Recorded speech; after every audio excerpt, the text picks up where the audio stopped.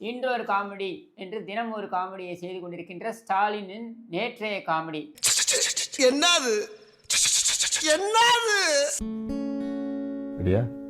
நீ இல்லாத உலகத்திலே நிம்மதி இல்லை, நினைவில்லாத இதயத்திலே சிந்தனை இல்லை, சிந்தனை இல்லை. ஓ மேல ஒரு கண்ணு நீ தாய முற பொண்ணு. நீ எல்லாம் ஆட்சி செய்யும் போது நிம்மதி எப்படி இருக்கும் நான் கேள்வி கேட்கணும். நக்கல்யா அவனுக்கு.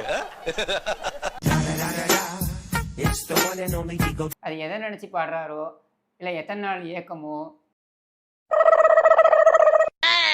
தூர்தர்ஷன் கதையா இல்லை அதுக்கு முன்னாடி வேற கதையா இல்லை மிசா கசமுசால வாயிலே மிதி வாங்கின கதையா, அது என்ன கதைன்னு தெரியல எனக்கு. இல்லை ஸ்டெல்லா மேரிஸ் கதையா, குயின் மேரிஸ் கதையா, அது என்னன்னு தெரியல.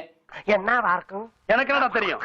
அணிலேருந்து இன்னி வரைக்கும் அதே பாட்டு, அதே ராகம், அதே இயக்கம், அதே காந்த குரல். அதனால இவருக்கு காந்த குரல் கானா பாபு அப்படின்னு பேர் வச்சிடலான்னு இருக்கும்.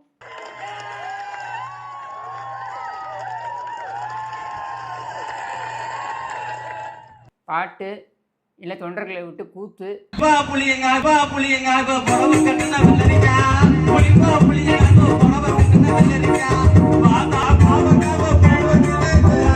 பொங்கல் வைக்கிற பேர் வழின்ட்டு, அதாவது 4 ஆண்டுகளாக இவர் பொங்கல் வைத்தார். எப்படி தெரியுமா? வெறும் பஞ்சு இருக்கும், இவரும் இவர் மனைவியும் வருவாங்க, அந்த கரண்டியை விட்டு இப்படி கிண்டுவாங்க.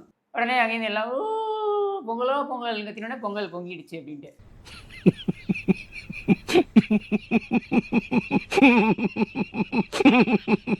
இந்த முறை ஒருபடி மேலே போயிட்டாங்க. என்னென்னா கேட்ரிங்லேருந்து ஆர்டர் பண்ணி, இப்போ நம்ம ஸ்விக்கி சொமேட்டோவில் ஆர்டர் பண்ணுறோம்ல, அந்த மாதிரி கேட்ரிங்லேருந்து ஆர்டர் பண்ணி பொங்கலை எடுத்து வந்து அதை பானைக்குள் போட்டு அதை பானையிலேருந்து கிண்டுவது போல கிண்டி அதை எடுத்து கொடுத்தார் முதலமைச்சர்.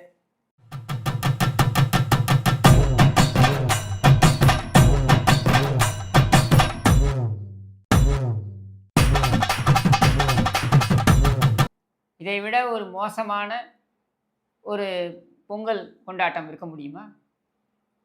அப்போது ஒரு அடையாளத்தை எப்படி கொச்சைப்படுத்துகிறாங்க பாருங்க.